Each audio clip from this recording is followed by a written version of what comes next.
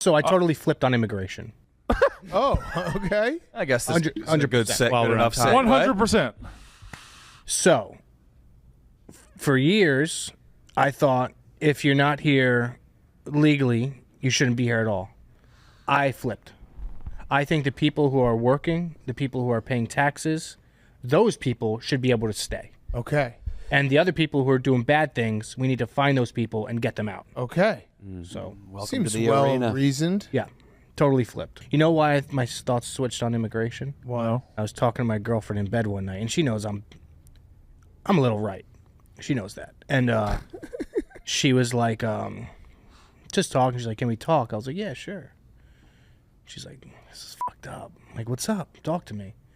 She goes, they explained to me, you know how her family got here, all that stuff. And I was like, you know what? You might be right. Oh, wow. There you go. You might be right. Because there are people here who work very hard and pay Yes. taxes, and they should be able to live in America. That was a Barstool Sports podcast host flip-flopping on immigration. As one user wrote below the video, because the innate value of a human, after all, is answered in the question, how is this person good for the U.S. economy? That first video is akin to, Are you still talking about Jeffrey Epstein? We have Texas, we have this, we have all of the things. And are people still talking about this guy, this creep? So we're stupid. Yeah. We're the idiots, guys. That is, I think, what is enraging people right now is it's insulting our intelligence. Like, obviously, the intelligence community is trying to cover it up. Obviously, the Trump administration is trying to cover up. Something changed because they ran on this idea of exposing it all. All these guys had great ideas. Cockeyed Cash, Dan Son, he Bongino. had clips, dog. He had bars. He was ready to tear it all down. He was ready to tear down the entire FBI office. Shut down the Hoover building day one. Day one. That still standing. And then he goes on Joe Rogan and he's like, listen, do you think if I had it, I wouldn't share it with you? I do. Yeah. I do. I do believe that 100%, especially when you're staring at me like this, telling me that. Once you protect, you are the most cockeyed person in the entire world. So one of two things, in my mind, is it possible. One, you're covering it up. Or two, nothing really happened and you exploited the rape of thousands of children to get your man elected. So which one do you want here? I believe when Trump, everything he campaigned on, I believe he wanted to do.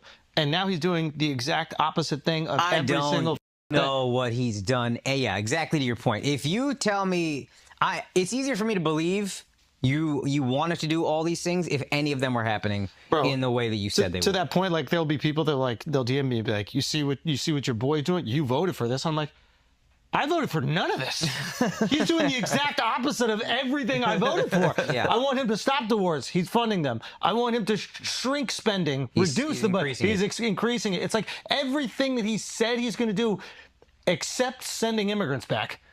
And now he's even flip-flopped on that. Okay, Andrew, you voted for a convicted felon that tried to overturn the federal government. Let's just start there. So any form of logic that you had after what we all saw with our own eyes on January 6th, anything that you saw after that is just you bending and not wanting to vote for another side, not wanting to hear the truth, caving to this toxic masculinity in this, we're going to deport everybody and we're going to be tough and we're going to make America great. It's all the only thing Trump ran on were lies. And he lied to everybody and dumb people fell for it. And the main reason that he lied is to prevent himself from going to prison and to shut down investigations into him that probably would have led to incarceration and bankruptcy.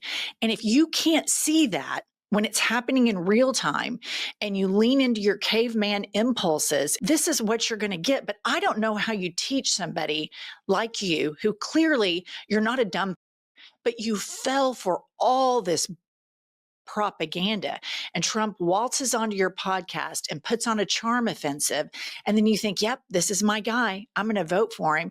Yet all of the other red flags that everybody on the planet saw, we didn't ignore, and now here you are. I voted for none of this.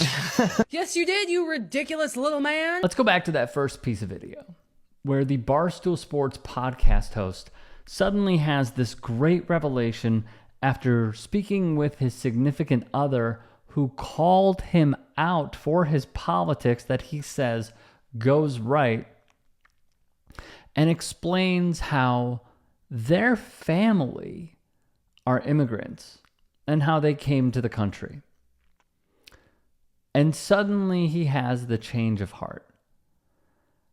And this is what truly gets me about a lot of people. I think that this goes for majority conservatives, but a ton of libs as well, is that unless they have a shared experience or they can relate or are in close proximity to whatever harmful policies take precedent, they don't care.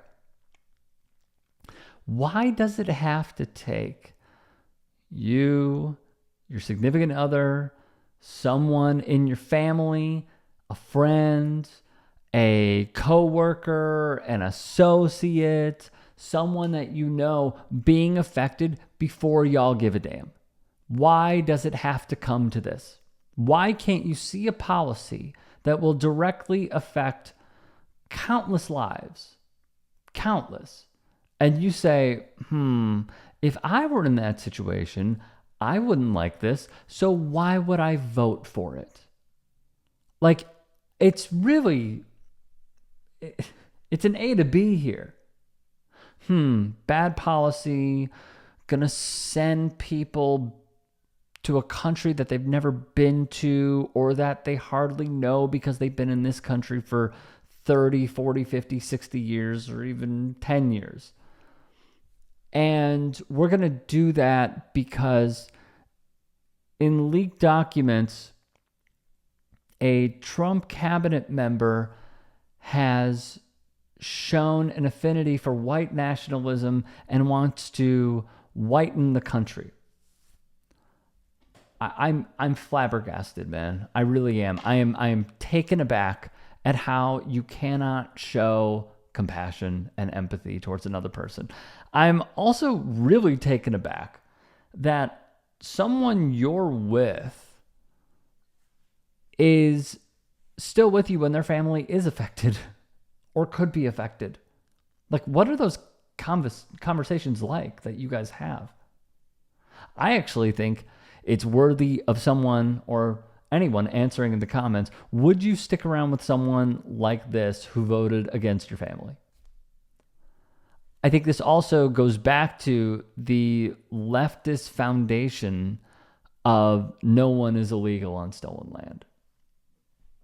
It's not ours. So this guy saying all of these things is that it shows a lack of knowledge. It shows a lack of institutional morality that he just can't fathom it. Personally, I don't know, man. I think I would break after I saw the first few videos of people who are citizens or green card holders that are getting deported and going somewhere they've never been, or a kid who's 2 years old who has cancer being deported because he's brown. I think that would be the straw that broke the camel's back. But for this guy, it was someone he loves explaining their family's lineage. And that's when he said, oh, you have a point. Why does it take this, man? Every time I see so many videos like this. Why is it this? Why does it take this? Like, it's enraging me because it just does not make sense. Like what's happening in the Middle East. I think, I have a family, I have a daughter. If someone were seeing me try to trick an algorithm on social media to raise awareness, hopefully send funds because bags of flour are going for hundreds of dollars, and try to survive, I would hope that that person would have empathy and they would be using their platform to say, stop the G-side. I don't think that's asking much. But for this dude, it has to affect him directly. And unfortunately, there are many others like him, and it saddens me. It saddens me, the lack of empathy that one human can have for another.